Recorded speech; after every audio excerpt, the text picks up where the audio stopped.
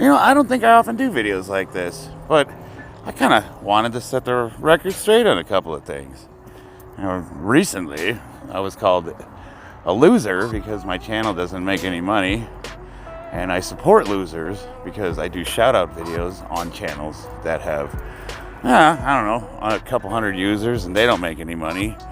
We are the lowly denizens of the lifting community. But, I don't know, that's not why I do this. I mean, honestly, if you told me all this work that I put in, the last, almost 2 years now I've been doing these videos, I have 650 or so of them.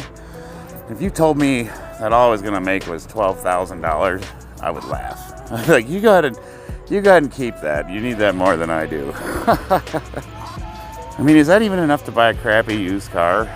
No. Now, it's not about money. Now, don't get me wrong. If my channel ever did take off and I was able to create a brand and monetize and do all that, of course I would. That's kind of the point. One of my goals is when I stop powerlifting competitively at a high level, I don't think I'll ever stop, but I don't know how long I'm going to compete at like the peak performance type stuff. It's starting to take its toll on my body. After I'm done with that, I'm hoping to take that little bit of success I have and maybe start, my own brand. I want to open up a gym, maybe a clothing line, that kind of thing.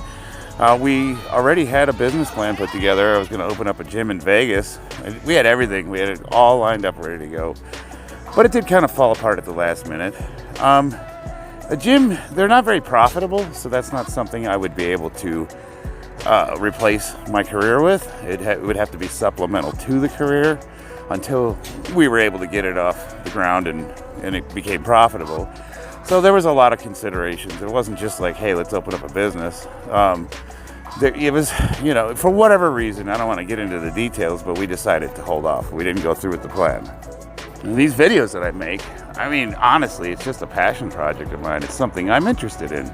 It's an expression of who I am, and I consider it kind of along the lines of artwork. I mean, if you only did stuff because you could make money doing it, and you never did anything because you were passionate about it, I would think that would leave you with a pretty hollow existence. I mean, to just only do things for the promise of a reward. If the reward isn't doing that thing itself, if you don't have any love for it, well, what's the point? Now, for all my smaller channels, I've got a few people that are following me that are relatively new to lifting. Now, I notice a lot of them talk like they don't want to come off as arrogant or boastful, or that they don't measure up. And I think part of that is because YouTube has a way of making exceptional things look very pedestrian.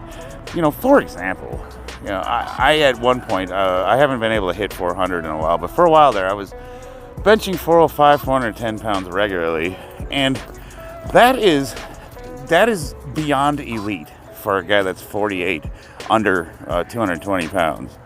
If you are under 220 pounds and you're benching over 400, you are an elite level lifter. Make no mistake about it. But you get on YouTube, you see your Larry Wheels, you see all these guys that are, repping 405 for warm-ups, and you see 500, 600 pound bench pressers. Did you know that if you go online right now and you look up every person on record that's benched more than 600 pounds, I don't think that there are too many more than 20 in history.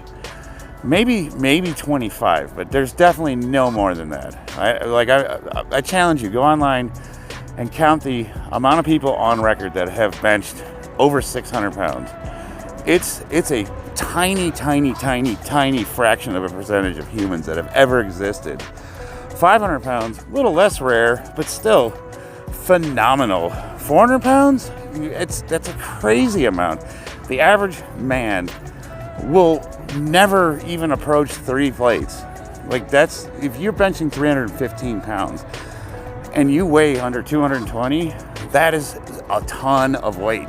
Even if you're over 220. I mean, even if you're a big boy, it's still a hell of an accomplishment to bench 315 pounds. Just most men will never, ever come close to that.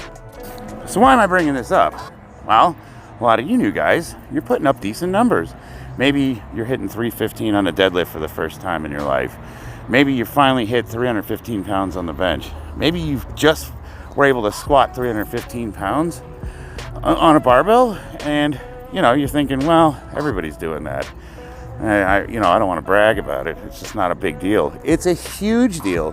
That is a milestone that should be celebrated. Like, you're getting it done. Now you're getting into some real weight, boys. Like, I have all the respect in the world for anybody that can squat, bench, and deadlift 315 pounds, especially if they're new to the sport or they haven't been doing it very long. That should be celebrated. And I am here to celebrate you. That is the point of my channel. I am passionate about the sport of powerlifting, and I want to be a good ambassador to the sport. I don't want to blow some guy that could bench 600 pounds. He's already got hundreds of people that are telling him how awesome he is.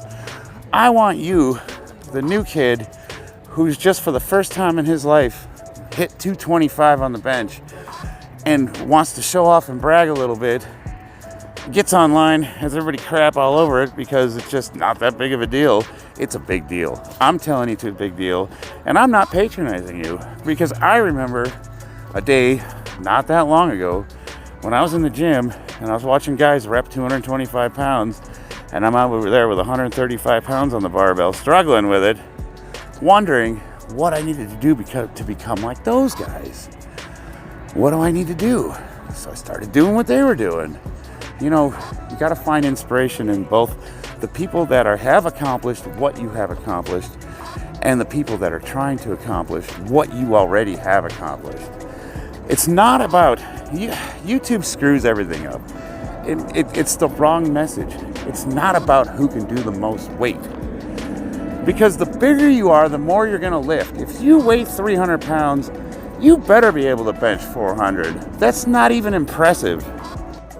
No, sir, I'm here to tell you, it's all about you being better today than you were yesterday. On YouTube, we show our best. I boil these clips down to a minute, and I show my best reps. I show my strongest lifts. And what I don't show you is every time I bomb a lift, which is weekly. Once a week I'm bombing a lift. Thank God for safety pins. I don't show you every time I screw a walkout up. I don't show you every time I drop a deadlift because my grip wasn't tight enough. I don't show you all the accessories I do, all the band work, all the warm-ups, all the physical therapy stuff, the hours of extra nonsense that nobody's interested in. I don't show you all that because it's not cool. People want to see the big lifts, and I show them. But I can honestly tell you that that's just a tiny, polished fraction of the journey. And most of it is going to be heartache, mistakes, injuries, all that. It all goes with it. And we just got to acknowledge that where we are now isn't at all where we came from. God, if I posted videos of when I first started lifting 10 years ago, I was comically bad at it, and I got better, and I had good people around me. And you know what? You're going to get better too. But yeah, the whole point of me doing what I do has nothing to do with monetization, money, any of that nonsense. It's for love. I love powerlifting, and I love people that love powerlifting. And I want to be a good ambassador of the sport. And I want to acknowledge, shout out small channels, people that are new to it, content creators that are trying to come up, man. We lift each other up together. That is the whole point of what I do.